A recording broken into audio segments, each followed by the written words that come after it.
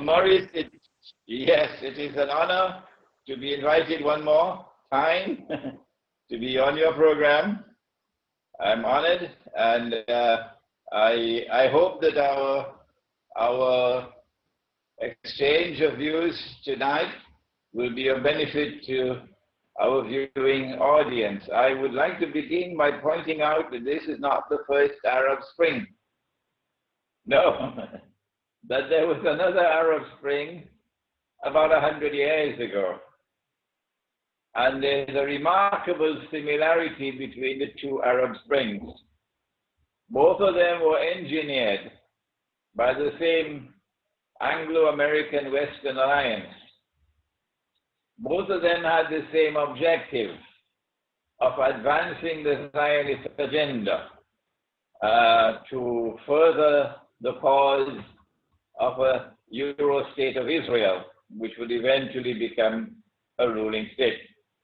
In that first Arab Spring, remember that the Ottoman Islamic Empire, which had served Western Europe very faithfully, while plunging a bloody knife for almost 600 years into Eastern Europe, what the Quran refers to as Rums, that Ottoman Islamic Empire, which had served the cause of Western Europe so faithfully for almost 500-600 years, was dismantled.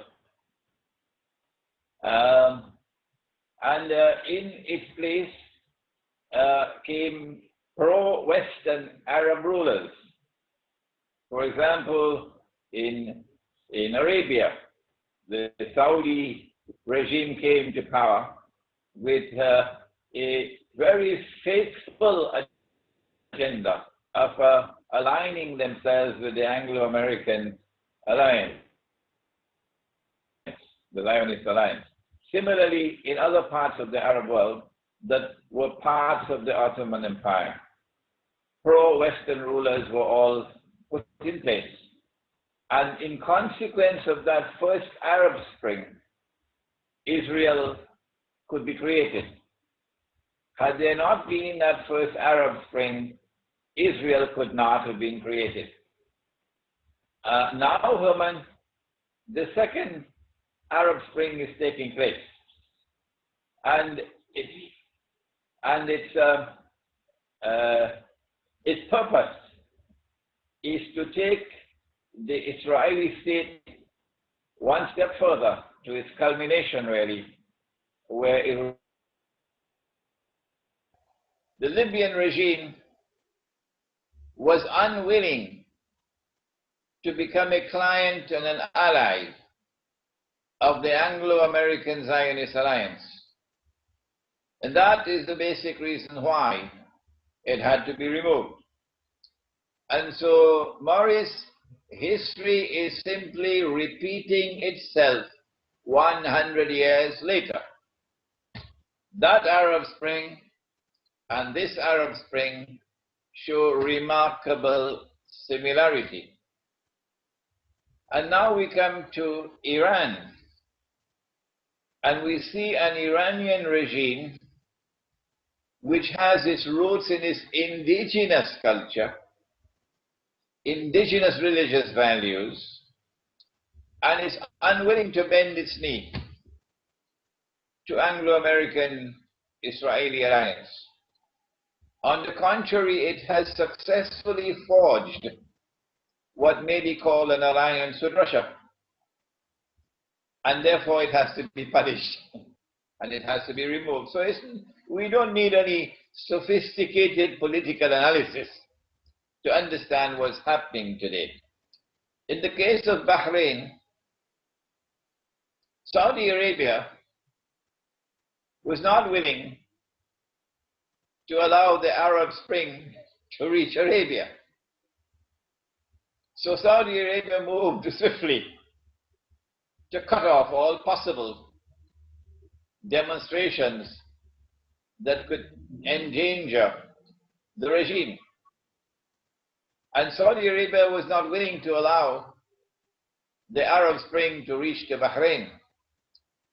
And so Saudi Arabia intervened And my understanding is that they also paid for Pakistani mercenaries, as usual, mercenaries, they paid for it, to go into Bahrain and to prop up the monarchy in Bahrain, which happens to be Sunni.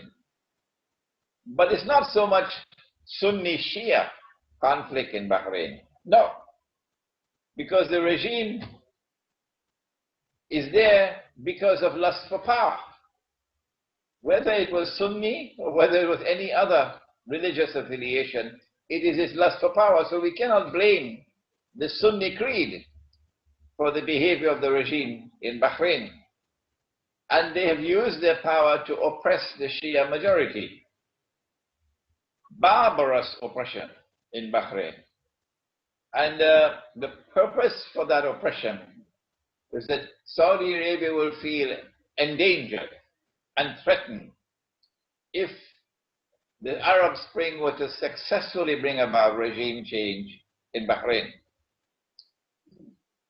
But the same people who have pursued this barbarous agenda in Bahrain, ruthless oppression of the Shia majority in Bahrain, and also Sunnis in Bahrain who are opposed to the regime, it is these same forces who are calling for democracy and freedom and rights in Syria. But it is clear that those who are now, the rump which is now left, that is fighting in Syria against the regime, have to be described, and there is no better word to describe them than terrorists. They're not freedom fighters. They don't represent Islam, the religion. They're paid terrorists. And I want to say this on your program for the first time, that I label them as terrorists. Very potent that you are saying this. So that's my take on Bahrain and Syria.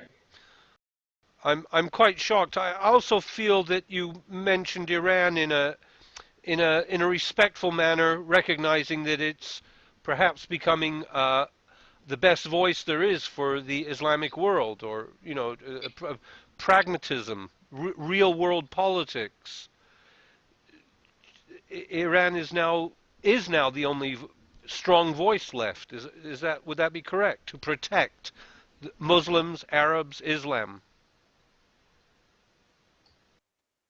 The regime in Iran demonstrates greater integrity, religious integrity, than most of the other regimes in the world of Islam. For example, Prophet Muhammad, Allah's blessings be upon him, prophesied. This is his prophecy, that Muslims are going to form an alliance with Rome. It is pronounced as R-O-O-M, Rome, but the Arabic word Rome is, it describes Eastern Christianity. When they broke away from Constantinople and they formed the church in Rome, the Roman Catholic Church, then you had two Christianities, one of the East, the Byzantine, and one of the West, which is now Rome. So the one in the East was called Rome, and in the Quran Allah refers to it as Rome.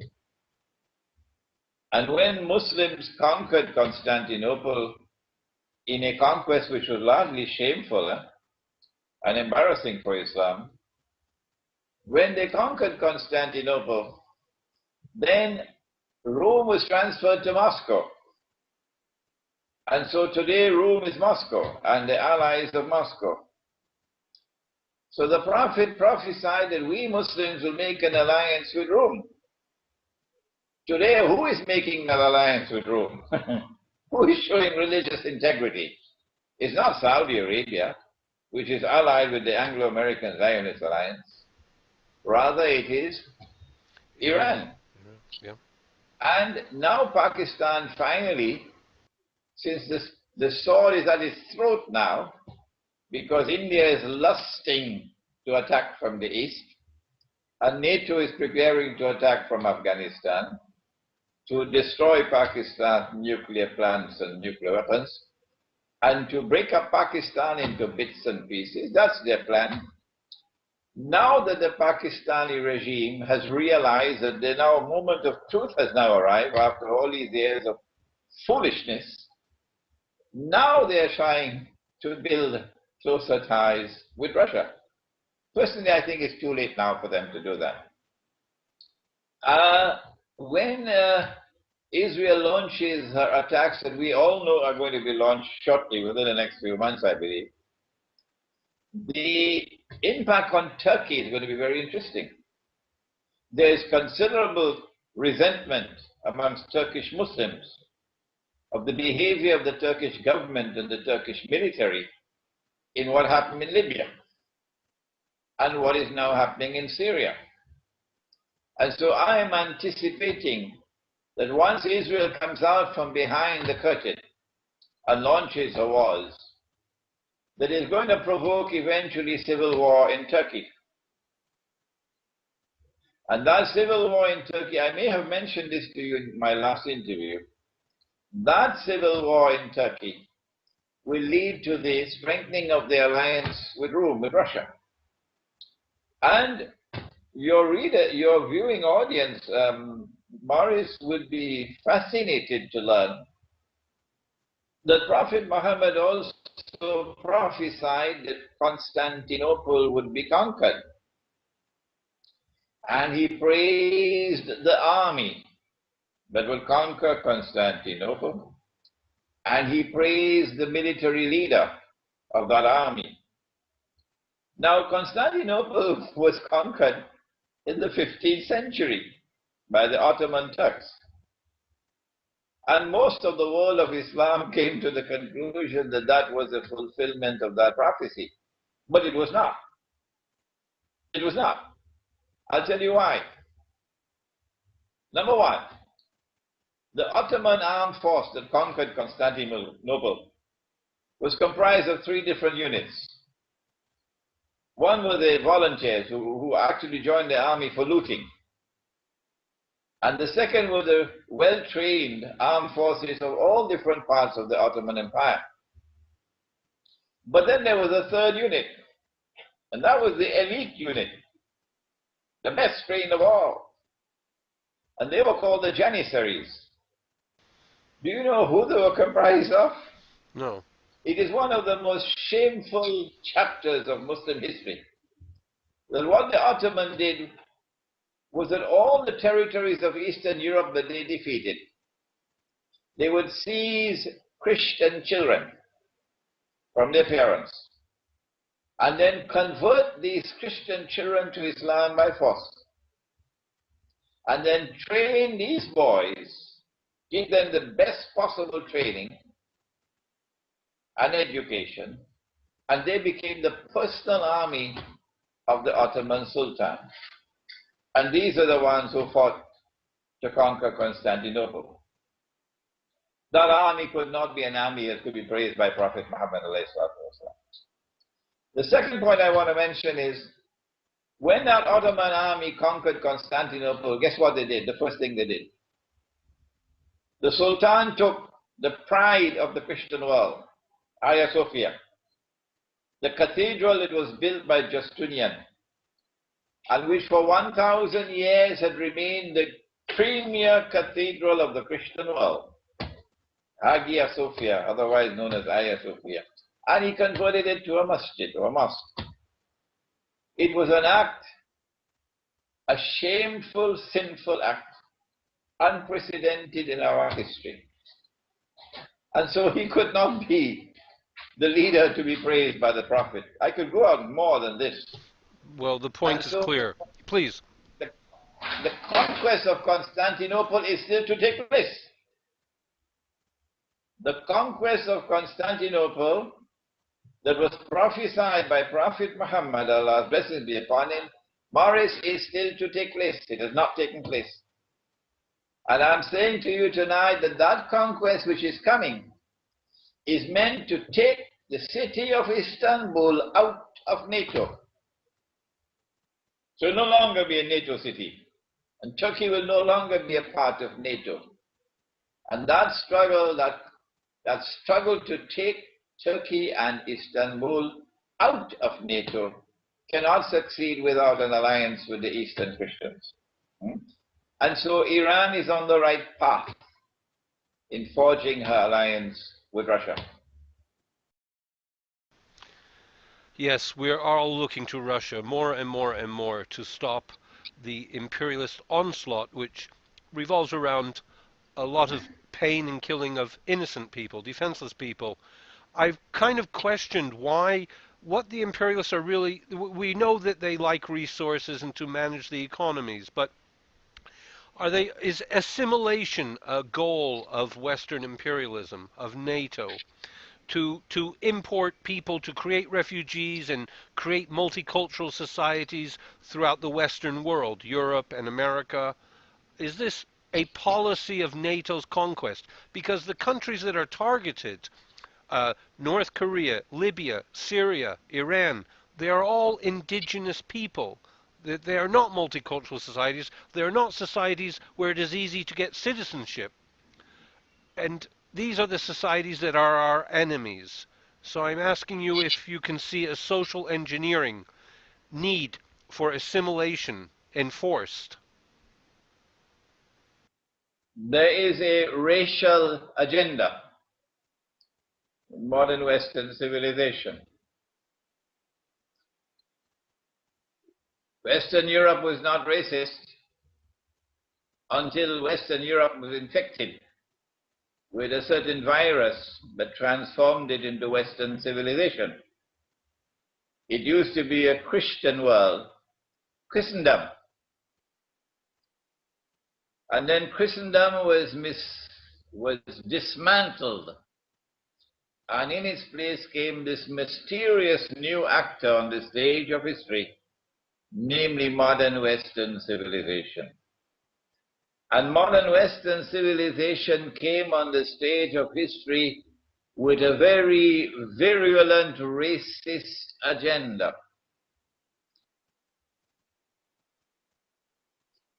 It was called jingoism. It was the white man's burden to civilize the rest of the world. And they made no bones about it, that all the rest of mankind have to become copycats of the modern West. You must eat the way we eat. It is uncivilized, Morris, to eat with your hands and with your fingers. All people ate with their fingers. This is divinely constructed cutlery. But no, eating with your fingers is uncivilized. And you must now eat the way we eat, otherwise you will not be considered to be a civilized human being. You must dress the way we dress. You must no longer maintain your own native way of dress. And if you continue to dress that way, and you do not put on the jacket and tie, collar, then you are uncivilized. You have not reached the stage of civilization. And finally, you must worship the God that we worship. And the God that they worship, for all intents and purposes, Morris, was a white man. Yes. So all of mankind must follow not the Eastern Christian, but the Western Christian, the one from the Vatican. And so this racist agenda was imposed upon mankind. We saw it flourishing in North America, where the indigenous Indians were considered to be less than cockroaches. They were not human beings. We saw it flourishing in Africa. The slave trade before the West came was something bad, yes, but that slave trade was not as horrible as the slave trade as it came from the Western world.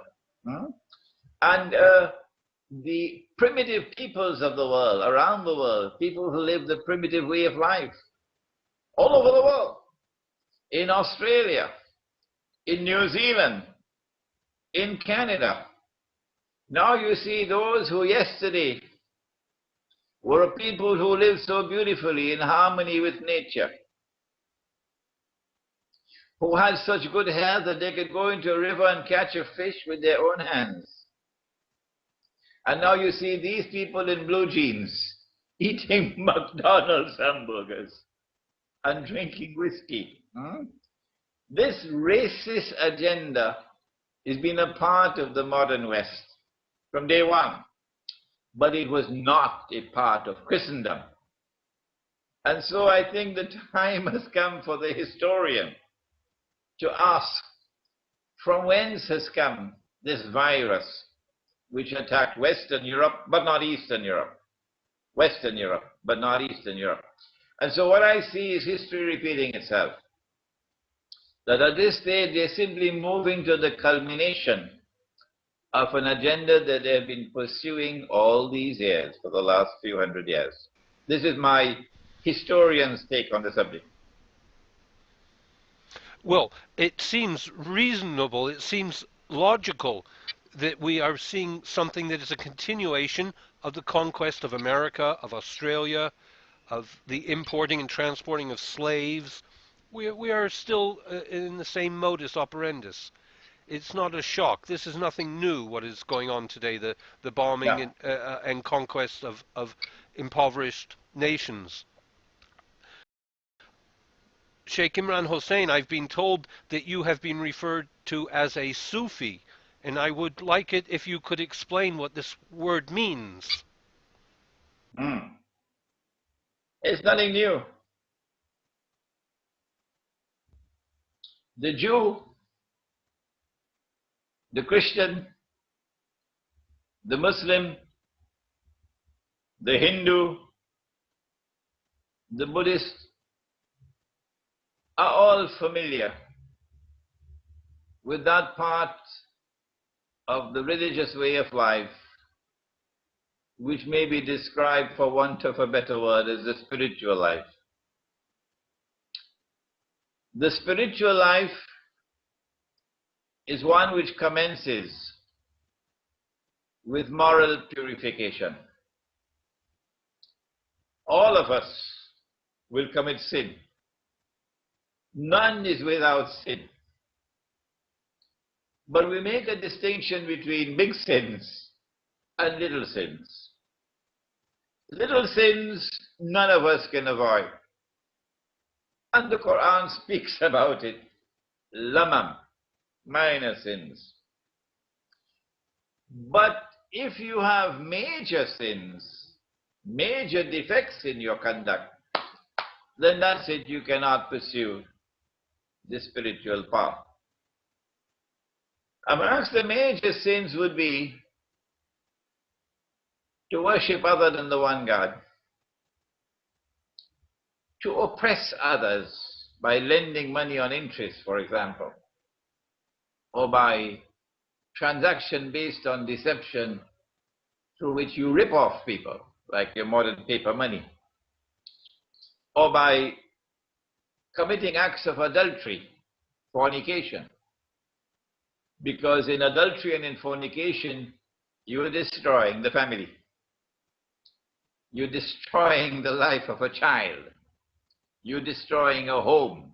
That's why adultery and fornication is a major sin. It's not just a few moments of lust. It's more than that. It's the destruction of the family. So these major sins stand in the way. And when you live a life of moral rectitude, and you're away from the major sins, even if you still have some minor sins, it does not matter. You're on the path. You can now pursue spiritual growth. And spiritual growth is realized when when light enters the heart. Light. Every religion knows about this. Judaism has created great spiritual luminaries. Christianity has created great spiritual luminaries. Hinduism has done the same thing. Buddhism has done the same thing. It's nothing new. But there are stages to spiritual growth. When you get a little bit of light in the heart, then the internal eye can see. Those who today control power in the world are people with masters and PhDs in deception. One of the acts of deception is, of course, called false flag terrorism. And if you do not have internal sight, you will be taken for a ride. And you will make your judgment based on appearance. But when you have internal sight, you will go beyond the external form to the internal reality. And then you know actually what happened. I was in New York on the morning of 9/11. I went to Kennedy Airport at 7 o'clock that morning to pick up someone arriving from Pakistan. And then I had to drive from Kennedy to LaGuardia Airport. And when we arrived at LaGuardia, we were told that all flights were cancelled. We didn't know why. And then subsequently the announcement was made, the airport is closed, get out of the airport. We didn't know why. When I got back home, then I learned, watching television, about the Twin Towers. And as soon as I saw what happened on television, I was immediately able to grasp intuitively, immediately, that this is the work of the Israeli Mossad and the CIA. And this is history repeating itself. That this is what happened 100 years earlier, in 1914. In the summer of 1914, the assassination in the city of Sarajevo of the Archduke Franz Ferdinand. That false flag terrorism led to the First World War. And through the First World War, the Zionist agenda was fulfilled. And I was able to recognize this as false flag terrorism. And that this is going to lead now to great wars. And these great wars are going to be waged so that Israel can benefit from them. This is called spiritual insight. Because I don't have the evidence before me. No, it is insight. So Sufism, in its essence, is the spiritual path through which the heart, which has been purified of major moral defects, and which has now reached a stage of moral rectitude, that heart can now receive light from the Lord, from Allah. And as light enters into that heart, you now have the capacity for internal sight. The scriptures all speak the same words, that there are those who have eyes and yet do not see. There are those who have ears and yet do not hear. There are those who have hearts and yet do not understand. They're just like cattle. This is epistemology. And so, when you pursue the path of Sufism or Tasawwuf, it should lead you and give you the capacity eventually to recognize the modern monetary system of bogus and fraudulent paper currency and the even more dangerous electronic money that is coming. You should be able to call a spade, recognize it as a spade. The tragedy of the age in which we now live, Maurice, is that even those who call themselves Sufis cannot recognize the reality of the world today. Something has gone wrong with the methodology of the spiritual quest, yeah. It's the feeling of powerlessness. I'd like to comment on the comment you made of false flags. They were documented false flags in Egypt and Iraq of Jews, Israelis making the Jews go to Israel by putting off bombs and blaming the Arabs for doing this when it was Jews that were caught red-handed on occasion.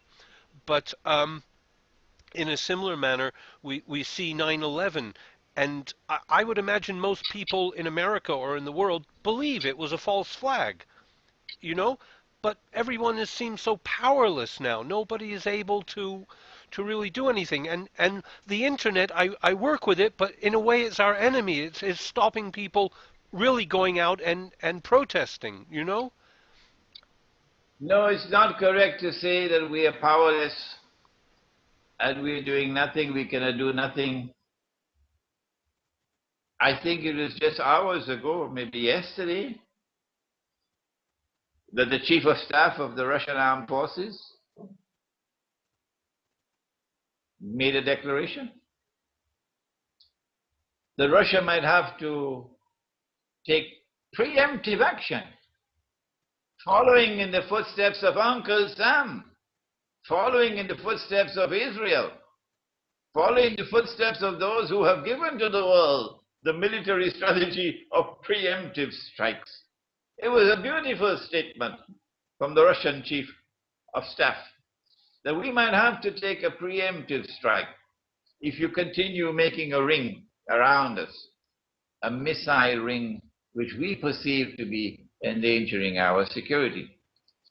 Israel is saying that the development of nuclear power in Iran threatens Israel's security. If that is a valid argument, then the Russian argument is also valid. If Israel could launch a preemptive strike against Iran, then Russia can launch a preemptive strike also against all of those missiles that are being placed around Russia. It was a beautiful statement on the part of the Russian Armed Forces chief, yes. And don't forget, a couple of days from now, Vladimir Putin takes over as president of Russia. And he's already given them a bloody nose in Georgia. So they know who they're dealing with. Putin is not going to bend his knees, and Russia is not going to bend its knees. No. And China is forging an alliance with Russia. And so we're not sitting down and doing nothing. We are watching before our eyes a scenario being unfolded in which those who are hell-bent with a pig-headed obstinacy of ruling the world, even if it must lead to nuclear warfare, even if billions of people must die, it doesn't matter. These people who are essentially mad want to rule the world. And Russia is saying, you're not going to do it to us. And so it's not demonstrations that are going to change the situation today. You just have to take a look and see what Russia is doing. Well, the statement is bold. I'm not entirely familiar with what it's doing, but I guess it's rearming and modernizing its military, if that's what you mean by looking at what Russia is doing. No, I'm saying that the situation is not one in which there is no response, that we are sitting down in a state of helplessness. I want the viewing audience to know that a situation is evolving in the world before our eyes. And we must understand it, that the two major powers in the world are now moving in a collision course. That collision course between these two major powers, the American-led alliance and the Russian-led alliance, is going to lead to nuclear warfare of such a magnitude that there's only one word that we can look for in the vocabulary to fit it, and that's called Armageddon. That is, millions and millions and millions are going to die. Most of them probably in North America and Europe. Europe of the East and Europe of the West. And what is left of the world after that, the Zionists hope that they can cope with it and they can somehow survive and come out top. And Israel will rule the world, the rump that is left after the two giants engage in a war of mutual destruction. That is what we're facing now, Morris. It strikes a chord. You are on the zeitgeist always. Sheikh Imranhosein, I've no more to ask you. It has been so much to take in and very easy to follow you. And it is enlightening, the entire experience, to hear what you say. I'm ever so thrilled, and I do believe you said a couple of things which are new for us all to hear from you. I have something more to say. Please. I forgot to say it. Please. I want Eastern Europe to listen to me, and I want Russia to listen to me. That on that day, when Muslims conquer Istanbul, the conquest prophesied by Prophet Muhammad, Allah's blessings be upon him, the first thing that we will do is to return the church, the cathedral, Hagia Sophia, return it to the Christian world. And when we return it to the Christian world, we'll have to return it with an apology. An apology for 600 years of Muslim worship in that church when it should have been a church, not a masjid. And then when Mustafa Kemal took it over, he added insult to injury. He took the house of God and made it a museum. So the first thing we'll do is to return Hagia Sophia to the Christian world. And I pray that Allah may cause these words of mine to reach to Bulgaria, and reach to Greece, and reach to Romania, and reach to Hungary, and reach to Poland, and reach to Russia. The second thing that we'll do is to recover the old name of the city. It was Constantinople. Constantine is the one who built the city. The Emperor Constantine gave it the name Constantinople. There were other names that were used, like Istanbul. But the name that by which the city was known all around the world was Constantinople. And when our Prophet spoke about it, our Prophet used the name Constantinople. He said in Arabic, لَتَفْتَحَنَّ الْقُنْسْتَنْتِنِيَّةِ, that you will most certainly conquer Constantinople. And so when we take over that city once again in the name of Islam, the name of the city will return to Constantinople. At that time, we'll be in alliance with Russia. So it will no longer be a NATO city. And so Russia would have a passage through the Bosphorus for the Russian Navy to enter into the Mediterranean. And that spells trouble for Israel. That's all I want to say. There is a treaty allowing Russia to send some ships to the Mediterranean, but there's a limit. That's right. That's right.